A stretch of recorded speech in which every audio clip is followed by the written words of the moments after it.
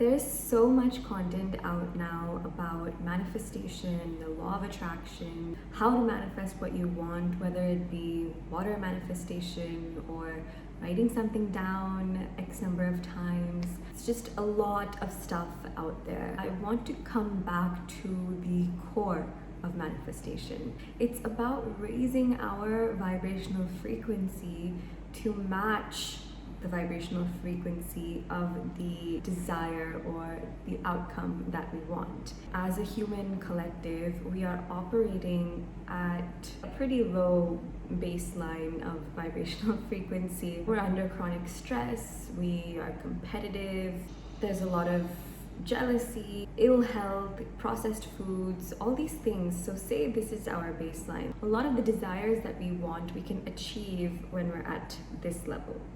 So there's quite a difference here. So what we want to do is make sure that we raise our baseline to the level that it needs to be to attract all that we want to attract. So the next question would be how? How do we raise our frequency? There are so many ways to do this, but it all condenses down into inculcating a state of joy. Joyfulness as a baseline is so powerful because it is high vibrational.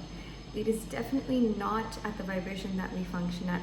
Most of us today, we are not driving in our car feeling joyful. We are not at work feeling joyful. We don't come home to our kids feeling joyful.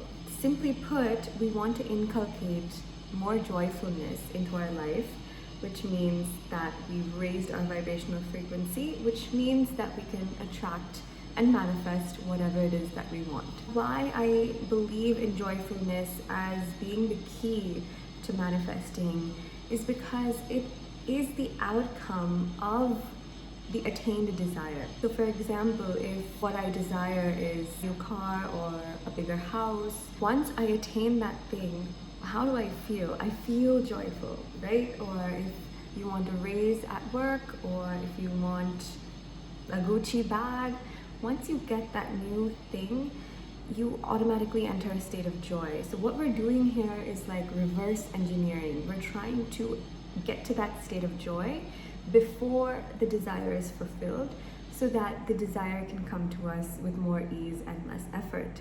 There was actually a study done where scientists found that the newness or the excitement of having a new item or piece of equipment lasts only 26 days. You feel that happiness about that item for 26 days, and after that you're kind of back to square one, on to the next thing. We go through desires like this. We think that what we want are these things or these particular outcomes that I'm calling desires. But what we actually want is the state of joy. We need to inculcate that first. Let's just get straight to the end goal. If that's what we want, why are we hyper-focused on all these small things that are actually distracting us from the big picture? Now you may be wondering, how do I cultivate that joy? And it's quite simple. Honestly, just take a piece of paper, write down the things that bring you joy. When you do these things, you should feel elated, light, happy, things that make you feel open. So for example, for me, these things include dancing, singing, laughing with my friends, meeting new people and seeing new places, eating good food, moving my body, exercising. All these things definitely make me feel open and more attuned to joy. One of the key elements here is health. And it feels like health is not really spoken about much in the spiritual community, but health is everything to maintain your vibrational frequency. Just think about when you eat good unprocessed foods that come from the earth, like when you're eating fresh watermelon or smoothie bowls versus eating a pack of chips. After going on a run or finishing a yoga session, when you get out of Shavasana, how do you feel? You can feel, again, the openness in your body. You can feel that joyfulness like coming out of you when you take care of your health. So that has to be a non-negotiable. I would encourage you to make a list of what things bring you joy and make an effort to incorporate at least one or two of these things. It can't be like it happens when it happens. It's easy to say that I don't have time for this, I have a job to do, kids to feed, I have a business to run, and I can't spend time, going to painting classes, singing songs, and meeting my friends every day. But surely you can spare 5 to 10 minutes of dancing around in your bedroom in the morning or singing a song in the car on your way home from work. If you're not willing to make the time for these things, then it's fine. You can go on with the belief that if I work harder and I achieve this thing, then I'll be joyful. And then on to the next and on to the next. But there is an alternative way of life here, and I think we all want that. But we just are so stuck in our ways that we don't know how to put in the effort to inculcate that joyfulness in day-to-day life. If you cannot master joy, if you cannot master the art of being in control of your state of being, then you cannot manifest. This is why in a lot of religious texts and even in yogic philosophy, desire is looked upon as this negative thing that we should just scrap. It stems from this. The whole point is to break the attachment that we have with the attainment of desires in order to feel a certain way. We should be able to feel that way without our desires.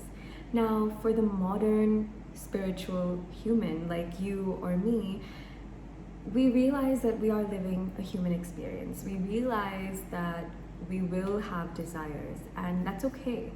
As long as we can live with integrity and not become a slave to wanting those things, we can still embrace the fun and the enjoyment from those things.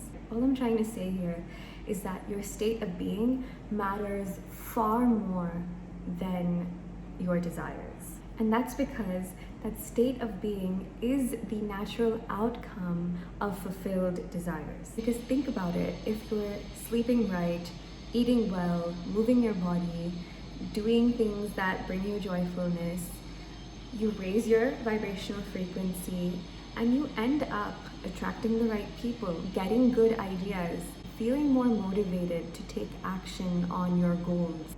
When I look now in retrospect at opportunities that came my way, people that I met, all of those things happened when I was consciously doing things that brought me joy. It's so clear, the evidence is so clear. If you master your state, if you master the art of creating and maintaining a state of joyfulness, then the need for this conscious manifestation just vanishes. We are the creators of our own state of being. So do these things and watch how everything comes to you. Things just magically happen when you're in this vibration. So you are doing enough. You don't need a new technique to practice. You don't need a new ritual to follow. You just need to do more of what makes you feel good. It's as simple as that. Try it and see for yourself. I hope this brought to light the importance of joy, and if I can do it, so can you. So all the best.